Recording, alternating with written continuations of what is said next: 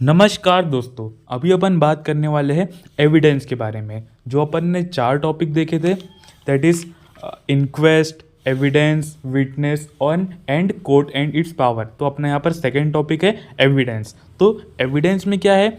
जांच के तहत किसी मामले में तथ्य के संबंध में कोई भी बयान, एक दस्तावेज या फिर कुछ भी जो जो कि मामले से संबंधित हो, है ना। जो भी कोई दस्तावेज हो सकता है, कोई भी बयान हो सकता है और कुछ भी हो सकता है, तो उसको अपन एविडेंस कहेंगे। सभी कानूनी साधन है जो किसी भी प्रश्नगत मामले को साबित करने या अस्वीकार करने में मदद करते हैं, उसे साक्ष्य करते हैं, है ना। तो साक्ष्य किसे कहेंगे? डेट इज एविडेंस किसे कहेंगे? देखो, सभी कानूनी साधन मतलब कि सारे कानूनी साधन जो कि प्रश्नगत मामले को साबित करने या फिर अस्वीकार करने में मदद करते हैं। या तो एक्सेप्ट करो या फिर अनएक्सपेक्ट करो, मतलब कि अनएक्सेप्ट करो। ये जो कोई भी चीज़ हो सकती है उसे अपन साक्ष्य कहेंगे। टाइप ऑफ एविडेंस, एविडेंस की कौन कौन से प्रकार है? मेडिकल एविडेंस के 2 प्रकार है बेसिकली। तो मौखिक और एक दस्तावेजिक, that is oral and documentary. तो ओरल में क्या क्या आ जाएंगे? Direct and indirect. ये क्लासिफिकेशन बहुत इंपॉर्टेंट है। ओरल में 2 टाइप आ जाएंगे, डायरेक्ट एंड इनडायरेक्ट। और दस्तावेजिक में, दैट इज डॉक्यूमेंट्री में 4 टाइप आ जाएंगे। Medical certificate, medico legal certificate, dying declaration and dying deposition. बहुत इंपॉर्टेंट है, dying declaration and dying deposition, ये आता ही है।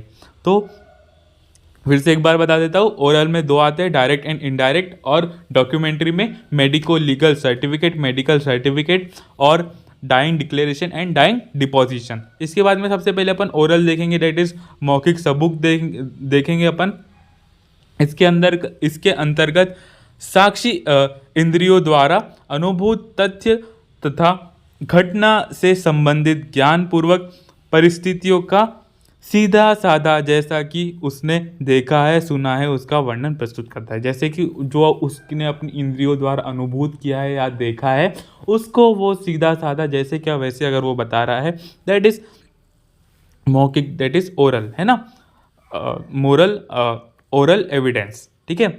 यह कथन उसने उसके मत के रूप से भी हो सकता है ना। मे भी पॉसिबल कि वो अपने हिसाब से उसको मॉडिफाइड कर ले अपने मत से, ऐसा भी हो सकता है। मौखिक साक्ष्य को दस्तावेजिक साक्ष्य के अधिक महत्वपूर्ण माना गया है। यह अपन देखेंगे कि मौखिक साक्ष्य को दस्तावेजिक साक्ष्य से क्यों ज़्यादा इंपॉर्टेंट माना है, ये ज़्यादा महत्वपूर्ण माना है, क्योंकि देखो यहाँ पर लिखा है, इसमें तथ्यों को और भी स्पष्टीकरण से साक्षी से प्रतीत को क्रॉस एग्जामिनेशन की जा सकती है ना। तो साक्ष्य के प्रति क्रॉस एग्जामिनेशन की जा सकती है ओरल एविडेंस में, इसीलिए oral evidence are more important as compare to documentary evidence, है ना।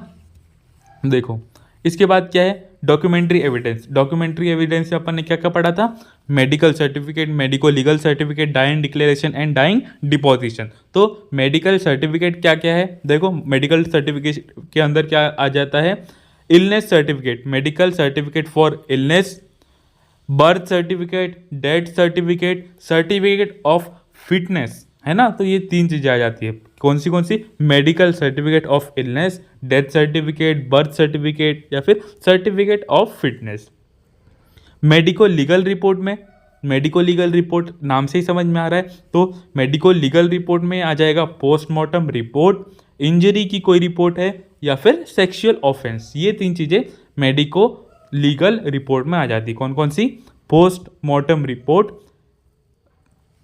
इंजरी रिपोर्ट और सेक्स ऑफेंस, है ना। इसके बाद में डाइंग डिक्लेरेशन बहुत इंपॉर्टेंट है, इसको अपन को बहुत अच्छे से समझना है ना। डाइंग डिक्लेरेशन, तो डाइंग डिक्लेरेशन क्या होता है? मृत्यु के ठीक पहले किए जाने वाला कथन है ना, कि डेथ उसकी होने ही वाली है और जस्ट उसके पहले वो कुछ बता रहा है, तो उसको अपन डाइंग डिक्लेरेशन बोलेंगे।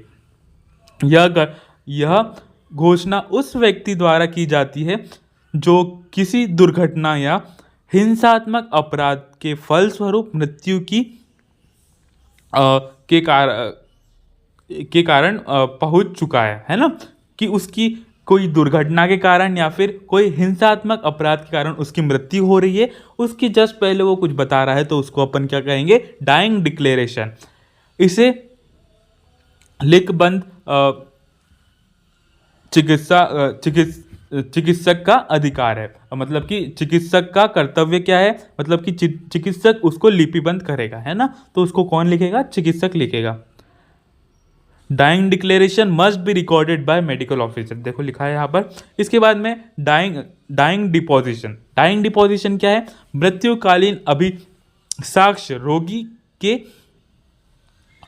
शपथ पूर्वक दिया गया उस घटना वक्तव्य को कहते हैं। मतलब इसमें क्या होगा बेसिकली डाइंग डिपोजिशन में, कि मतलब कि इसमें क्या होता है, जब पुलिस वगैरह जो आती, पुलिस मजिस्ट्रेट, ये जो है, जो मजिस्ट्रेट है बेसिकली वो डॉक्टर की परमिशन लेके उसको, मतलब कि डॉक्टर से पूछताछ करके कि भाई अभी पेशेंट ठीक है क्या, इससे अपन बातचीत कर सकते हैं क्या, फिर जो मजिस्ट्रेट होता है वो जो पेशेंट है उसको शपथ देता है और वहाँ पर उसकी इंक्वेस्ट करता है ना, उसको शपथ देता है और उससे पूछताछ करता है वहाँ पर, तो उसको क्या कहेंगे, dying deposition.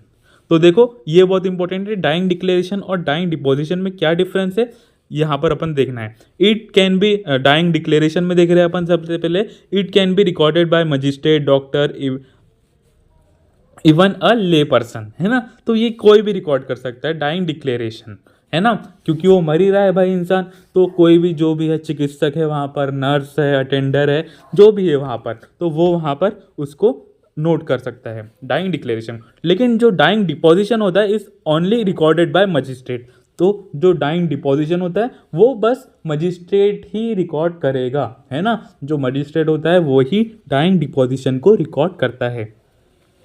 A person is not put under oath, तो डाइंग डिक्लेरेशन है भाई, वो तो मतलब कि मरने ही वाला है, तो वहाँ पर ओथ वोथ की कोई ज़रूरत नहीं है, जो उसने स्टेटमेंट दिया है बस वो नोट कर लेते हैं, तो वहाँ पर it does not require to give oath. लेकिन जो डाइंग डिपोजिशन होता है वहाँ पर ओथ दी जाती है कि जो बोल रहा है वो सच बोल रहा है ना, तो वहाँ पर ओथ दी जाती है काय में, डाइंग डिपोजिशन में। A person is not cross examine under dying declaration, है ना, तो अगर वो मरने ही वाला है तो वहाँ पर कौन सा क्रॉस एग्जामिनेशन होगा, कोई क्रॉस एग्जामिनेशन नहीं होगा, तो वहाँ पर it do not cross examine. और जो डाइंग डिपोजिशन है वहाँ पर उसके पास समय है कि वो वहाँ पर क्रॉस एग्जामिनेशन किया जा सकता है by magistrate. Dying declaration is less superior, है ना, वहाँ पर तो less superior as compare to dying deposition, यहाँ पर वो लेस सुपीरियर है, और जो ये डाइंग डिपोजिशन है it is more superior as compare to dying declaration. इसके बाद में जो डाइंग डिक्लेरेशन है वो accepted in India under section 32 IEA, और जो डाइंग डिपोजिशन है it is not accepted in India. ठीक है दोस्तों, ये समझ में आ गया, धन्यवाद, इतना ही था ये।